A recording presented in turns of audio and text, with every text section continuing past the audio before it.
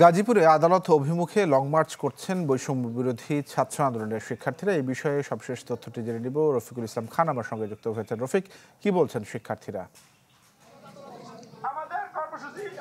তানভীর, সকাল 11টার পর থেকে মার্চ ফর জাস্টিস একটি ব্যানার নিয়ে কিন্তু আদালত চত্বরে বৈষম্য বিরোধী ছাত্র আন্দোলনের নেতারা অবস্থান নিচ্ছে। আপনাকে যদি একটু দেখায়, এই মুহূর্তে কিন্তু যে গাজীপুর আদালত রয়েছে সেই আদালতের মূল ফটকের সামনে মূলত আপনি দেখছেন যে সমস্ত বৈষম্য বিরোধী ছাত্র আন্দোলনের নেতারা রয়েছে তারা এই মুহূর্তে এখানে অবস্থান করে বক্তৃতা দিচ্ছেন। তারা যেটি বলছেন, স্বৈরাচার শাসন আমলে সংগঠিত সকল সন্ত্রাসী হত্যাকাণ্ডে যথাযথ বিচার ও ছাত্র জনতার গণ অভ্যুত্থানে হত্যাকারীদের উপযুক্ত শাস্তির দাবিতে গাজীপুর আদালত অভিমুখে একটি লং মার্চ নিয়ে তারা এখানে আসে। তো এখানে যে সমস্ত বৈষম্য বিরোধী ছাত্র আন্দোলনের বিভিন্ন ইউনিটের নেতারা রয়েছে তারা কিন্তু বক্তৃতা করছেন। তারা যেটি বলছেন, ইতিমধ্যে গাজীপুরে আদালত থেকে বেশ কয়েকজন আসামি আসলে জামিন পেয়েছে এবং জামিন পেয়ে তারা ছাড়া পেয়েছে।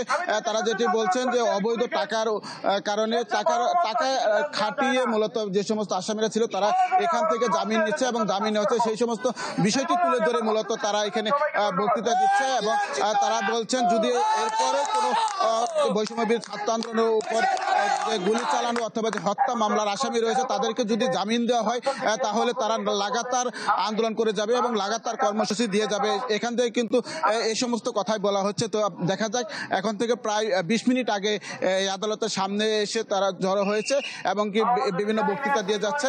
তো কতক্ষণ পর্যন্ত এই কর্মসূচি চলে সেটি দেখার বিষয়। এই ছিল এখান থেকে সর্বশেষ খবর। তানভীর। রফিক, ধন্যবাদ আপনাকে। রফিকুল ইসলাম খান জানাচ্ছিলেন গাজীপুর থেকে।